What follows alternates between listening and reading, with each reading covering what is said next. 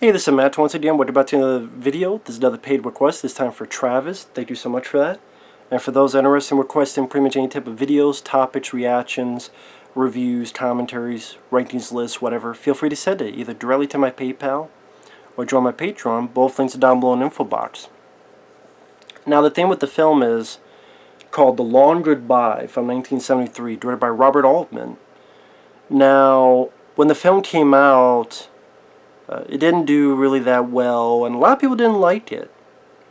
Now, I do think the film, there's about 15 minutes you could ease out of it, pacing-wise. And it's not the most exciting movie. I think if you go in there expecting a big, thorough detective story, you would be disappointed with it. But overall, I did like it, because I liked the main character, played by Elliot Gould. It's a take on the Philip Marlowe character Raymond Chandler created. Raymond Chandler created this character Philip Marlowe that quite a few actors have played throughout the years. And this is kind of looked at, not quite a parody, but kind of a little bit of taking the piss out of it, but not really. Just Elliot Gould's character, he's a guy that's kind of out of time.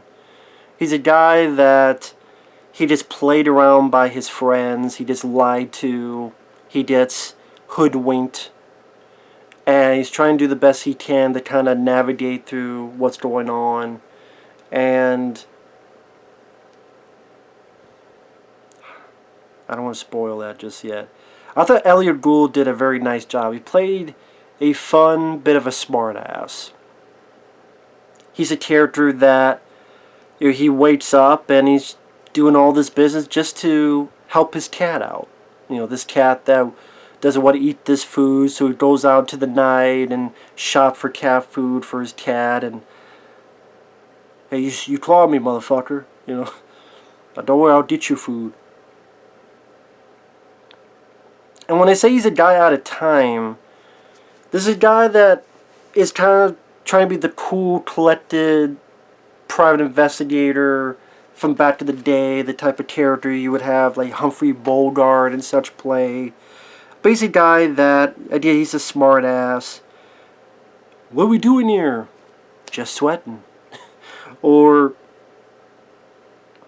he's like, is this the part where I say, what's this about? And then he goes, we ask the questions. Is that what this part is? This is kind of a type of script and idea that you would see kind of played nowadays. Where, not meta, but kind of playing a little bit into the conventions of the PI detective story. Pretty much a friend of his comes by named Terry who wants a ride to Tijuana. Okay, it's a bit weird, but he'll do it. Then the next day, some cops come in. They say, "Oh yeah, this guy Terry, his wife's been murdered." What's going on? Like, my friend wouldn't do that. Then he's just put into jail. They said, "Oh, by the way, you're being let out. It's been 3 days. That guy Terry, he was in Tijuana. He killed himself." Wait a minute, that's weird. There's something else going on. And pretty much him just really trying to figure out what the hell is going on. And oh, before I forget, David Carradine has a brief appearance in this as a cellmate with Elliot Gould. So, kind of cool to see David Carradine in a pretty early role. Because like I said, this was 1973. And it's him again trying to figure out what happened, and then also dealing with this other case where this woman's looking for her alcoholic husband who's a novelist.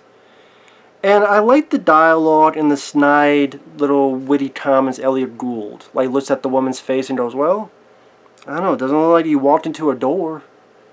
So what's going on here? He has a cigarette anywhere he goes. He has his dry wit. These gangsters are talking to him because Terry, I guess, owed them money, so they think he knows where it's at, but he doesn't. And the guy, instead of hitting him, hits his own mistress to give him the point of, listen, I did to her and I like you. No, I did this to her and I love her. I don't even like you. So you give me my money.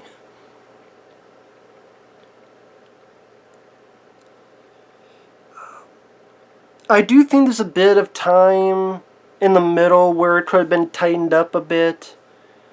Idea they're trying... Elliot Gould finds the novelist, takes him back, and there's a bit of, build-up of conversation between those two.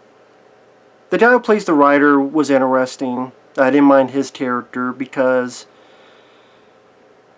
you're kind of in your mind thinking, why is he such an alcoholic? What's going on with his life? Is he just so unhappy in his life? Is there something that he knows he's not telling anybody? I thought Robert Altman did a nice job with the camera.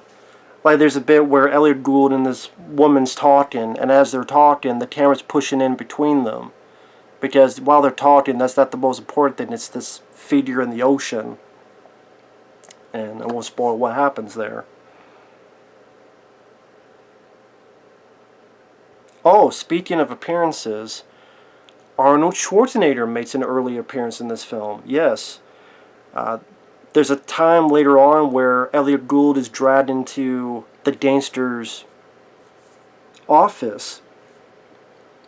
And you see a group of guys around them, and one of them is a very young Arnold Schwarzenegger with a mustache. And the gangster thinks that Elliot Gould has something to hide, so he tells everybody take off your clothes. What? Everybody take off their clothes. And then you have Arnold taking off his clothes, and he has no lines of dialogue. It's weird seeing him with a mustache. It just doesn't fit. And you tell that Arnold, and he has no lines, but he's still not sure. Because I swear there's once or twice he's doing this, but he looks at the camera. Like once or twice that he does that, so far before he would get used to movies. And more than likely he was hired because of his physique during that scene. Because you do see him with his shirt off for the ladies.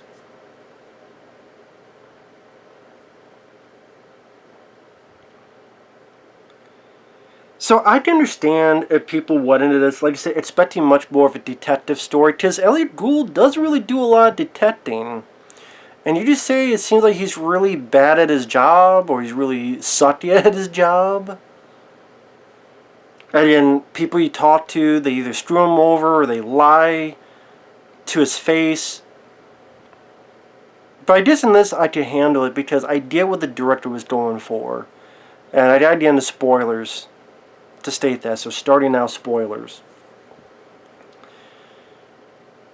Because when you get to the end, the money mysteriously returns.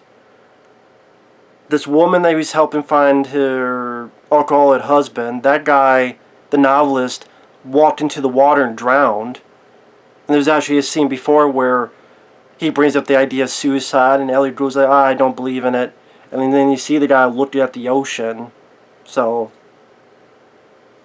made me think, okay, he was thinking about that, then later on he did it. But he sees the woman leaving when he leaves the gangster's place. After he gets hit by a car, he wakes up. And like this guy who looks like the mummy, he's got bandages all over, gives him a harmonica. And he kind of figures out that he's been played a fool the whole time.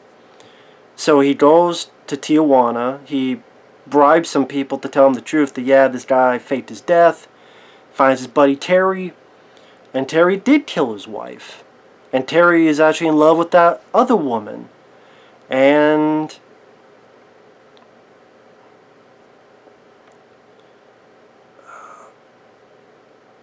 Terry and this girl were having an affair. And the husband, the novelist, I think he told Terry's wife. And then Terry killed her or accidentally killed her, one or the other. And it's this whole thing of the long goodbye where I think what the director was saying is in the days of the actual Philip Marlowe character, when he was first created, there's much more of a moral code.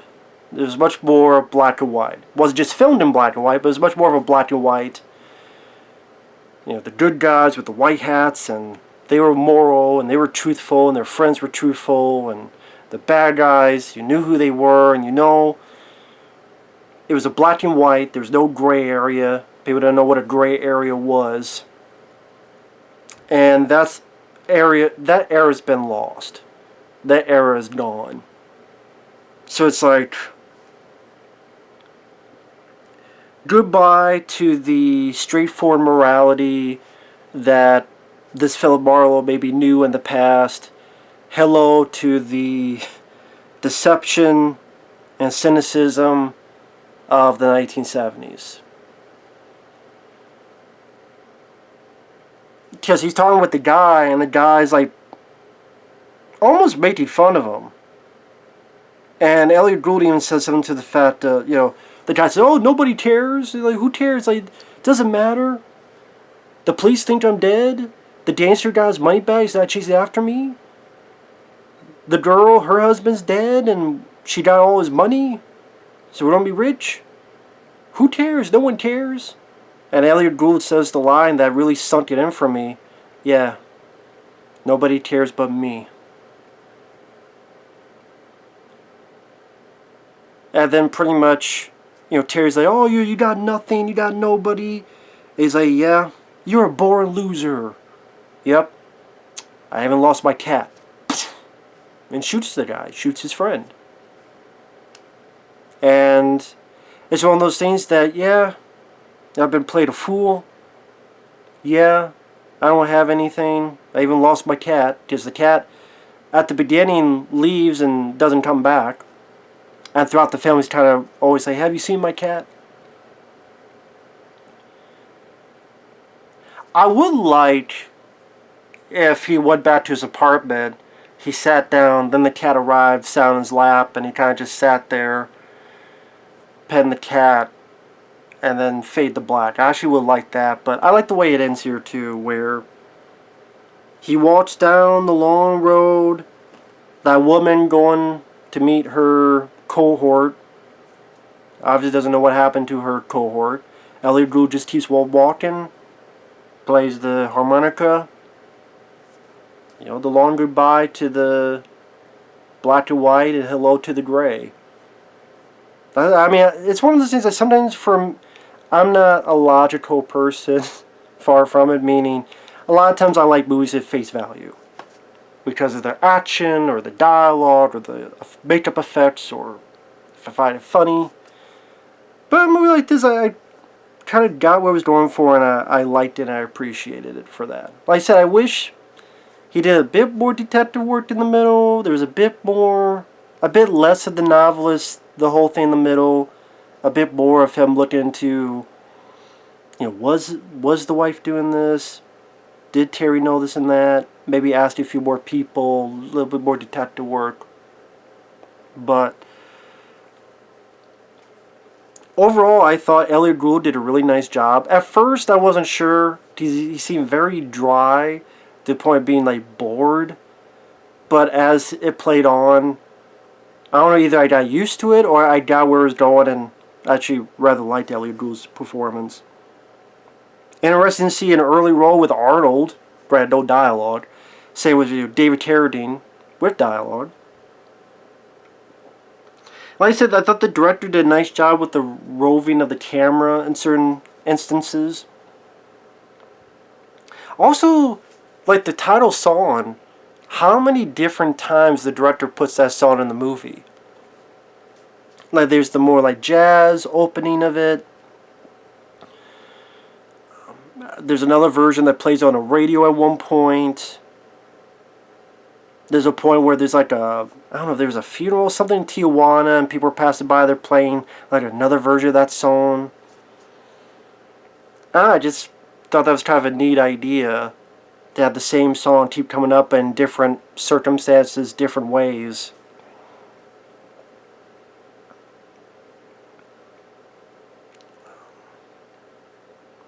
My idea, if you go in expecting an action film or much more detective film, you may be disappointed. But I thought this was a pretty decent movie. I thought it was a rather decent film. that, like I said, I liked what he was, I somehow just got what he was saying, and I appreciated for it. And I thought the actors did their jobs well, and capable direction, good-looking cinematography, especially at the nighttime sequences. Overall, pretty decent film, The Long Goodbye. So with that said, thanks for watching. Take care. We'll see you guys later. Bye-bye.